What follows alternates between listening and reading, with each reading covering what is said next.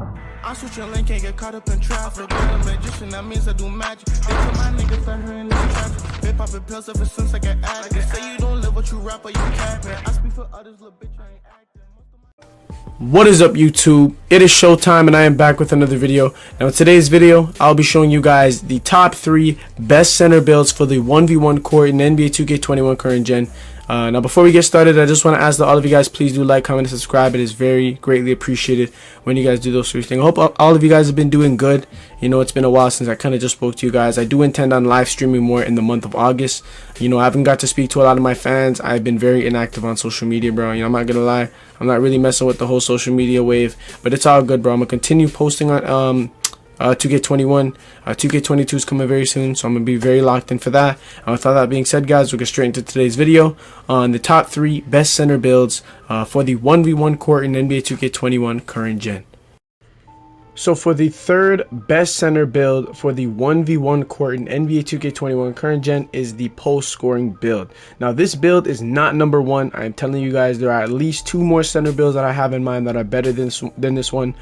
Post scores have been patched, so they're not as overpowered as they used to be. Say back in maybe December, January, earlier than that, post scores were probably the most overpowered build in the game, but there were several patches made to them, so they are now patched and they're not as overpowered as they once were. So there are always better alternatives than a post score to use on the 1v1 court. Much faster builds, quicker builds that are a lot more athletic because they're faster. So the post score is going to come in third, and I'll show you guys how to make it. For the position, you guys actually want to go at the center position. This will allow you guys to be big, overpowered, strong. That's kind of the motive of any post scoring build, is to kind of just overpower and dominate anyone that they're really coming up against, whether that be a guard, another center, another post scorer. Just their intention is to be big, strong, and finish at the basket very easily. Now for the handedness, you guys can go left to right, doesn't matter. Now for the skill breakdown, you guys actually want to go with the all blue pie chart. This will allow you guys to get the most amount of finishing badges possible.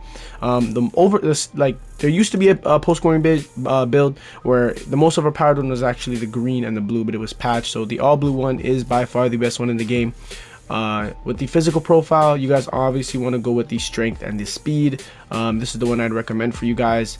And then once you guys have done that, you guys can kind of move on to the ticks, and it's quite simple what I'll do here. You guys want to go ahead and start off giving yourself the 30 finishing badges, so you guys can drop step, do all that inside scoring cheese. You guys are going to need those 30 finishing badges. So I'll just bring up my driving dunk to like a 67. Once you guys have done that, you guys can come to your shooting, max out your free throw, max out your post fade, and then you guys should have around 6 shooting badges. And then I think if you bring your mid-range, yeah, there you go, you guys can get 7 shooting badges at max on this build. Come to the playmaking, you guys want to max out your pass accuracy, bring your post moves up to an 83, and once you guys have done that, you guys will have the 12 playmaking badges. And with the rest of your ticks, you want to allocate them in the defensive area. So max out your interior, max out your block, and then come to your defensive rebound, max that out, and bring your offensive one all the way up, and there you guys have it. You guys will have 10 defensive badges. So there you guys have it. You guys can get 30, 7, 12, and 10. This is the best post scoring build that I know of in today's game, obviously, that you guys can actually use for the ones court. For the body shape, you guys can go burly. Now for the height, this is completely up to you guys. I've seen people go 7'2", some people even go 7 foot. Personally, I'd recommend 7'2" or 7'3". You guys have a choice. Maybe we'll just go 7'2", or honestly just go 7'3". Honestly, if you're gonna go big, you might as well just go the max height. Now for the weight, you guys actually want to go with the max weight too. This will allow you guys to really buoy everyone. You guys are going to be unstoppable in the paint. The wingspan, you guys obviously want to max. Now for the takeover, you guys want to use obviously probably the cheesiest takeover in the game right now, other than the sharp take. And there you guys have it. You guys have your interior force build. It is the post scoring build. This is the third, I'd say the third best center build for you guys to be using on the 1v1 court, or the third best build just in general to be using on the 1v1 court. This build is very cheesy. It's going to allow you to do anything you want in the paint. Very dominant. If I was to compare this build to anyone, it'd definitely be like Shaq. You guys are going to be very dominant, so do consider making this build if you want, or just to be informative that this is the third best center build that you guys can actually use on the 1v1 court. So for the second best center build that you guys can actually use on the 1v1 court is actually the metric all red build. So this is basically the ball build. It is the metric build, meaning it does get glitch stats, which allow you to get a 99 rebound and some other glitch stats. Very good. So before you guys start this build, or before you guys start creating this build, you guys actually have to head to your settings, scroll down, and you guys will locate where it will say the measurement unit, and you guys want to change it from imperial to metric. What it actually does is it converts the system measurement units to a different type, and it actually kind of glitches your stats. So you can be a 6'9" center with a 6'8" center stat. So it's kind of glitched. It's really nice. Go ahead and do that before you even consider making this build. Once you guys have done that, you guys want to come to the build creator and start making it just like this. For the position, you guys want to go with the power forward position, probably by far the most overpowered position to use for any of you guys center builds in the game, as usual. For the handedness, once again, it does not matter, and we can move on to the skill breakdown. For the skill breakdown, you guys want to go with the all red. This will allow you to be basically the best version of a defensive center in the game. This build is extremely fast, talented offensively and defensively, near next to unstoppable. Especially if you guys are doing that speed boost burst glitch, it'll be very, very unstoppable, this build. So go ahead and use the all red pie chart. For the physical profile, you guys want to go with the speed vert. The speed vert will allow you guys to get some great speed, some great vertical. You guys are going to be able to do some crazy things offensively and defensively. This is by far the best center build in the game for comp stage players. Just the best big man build, but it's only coming number 2 on my list for the 1v1 core. So once you guys have chosen that, you guys can move on to the ticks. It's quite simple what we'll do here. We'll actually go ahead and max out everything but the perimeter defense. We'll come to the playmaking, give ourselves a quick little 6 playmaking badges as usual.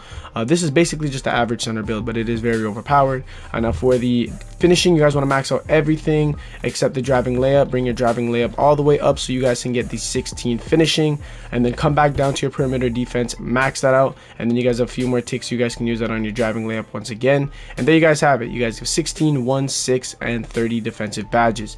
Now for the body shape, you guys actually want to go burly. It is the best body shape. This is going to be a lower weight center build, so for all the lower weight center builds, you guys want to make sure you guys go burly to compensate for all the weight that you've kind of lost. Now this is where it gets just a little bit tricky. Some of you guys may or might not, God, confuse my words. Some of you guys may or may not have realized that this is kind of like a little glitch where you guys can change the metric system and get you guys some different stats. You guys want to come down to 2.04 meters. This is equal to a 6'8" center. This will allow you to get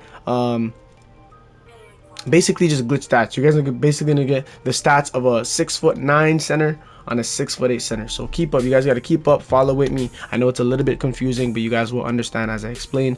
Sorry if I'm talking a bit fast. I'm going to try to slow it down. So this is basically what I was explaining in the beginning. Once you guys change your measurement unit from imperial to metric, it will change the measurement unit used to measure your height and your weight. So as you guys can see, it's different. It says meters instead.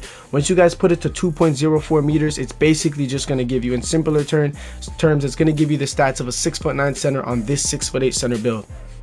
So go ahead, change it to this. For the weight, you guys want to go the lowest.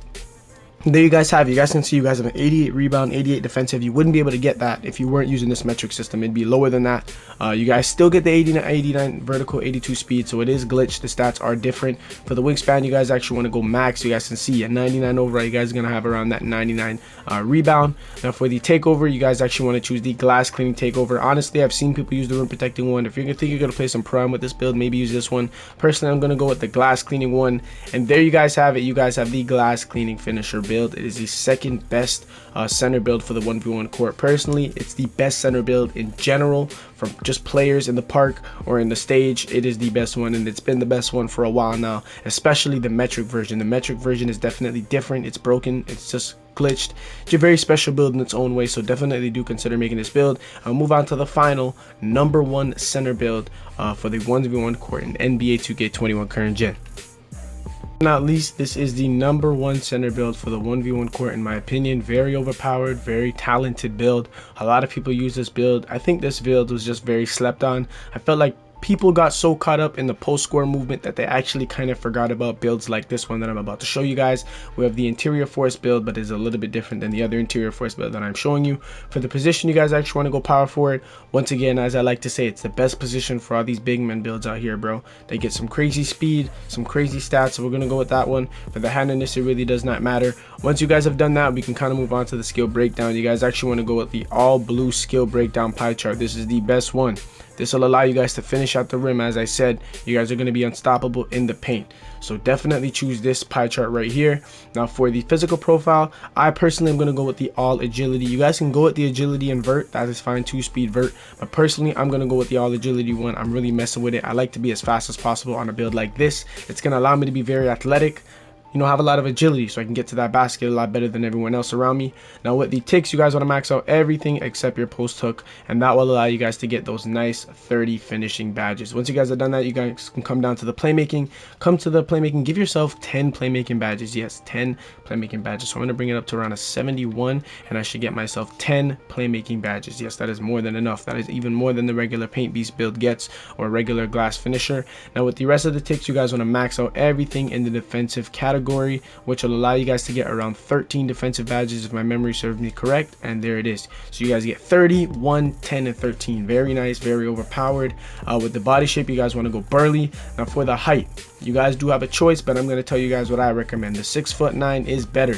Personally, I'm gonna go with the 6'9". You guys can definitely feel free to go with the 6'8". 6'9" is the better one in my opinion. For the weight, you guys want to go all the way down to the absolute lowest weight, which will grant you guys the greatest amount of speed, the highest amount of speed that you can possibly get on a build like so. Now with the wingspan, you guys want to max that out, and then there you guys have it. We kind of made the build already for the takeover. You guys do have a choice.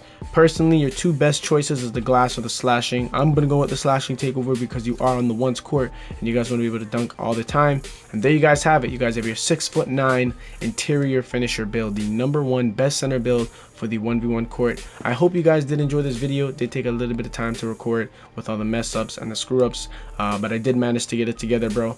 Once again, guys, TK22 is approaching very fast. I'm so very excited. I'm not going to stop mentioning it. This is going to be a great year for me and my channel, so I appreciate everyone supporting the channel. Once again, please do like, comment, and subscribe in the video, and I will see you guys in the next one.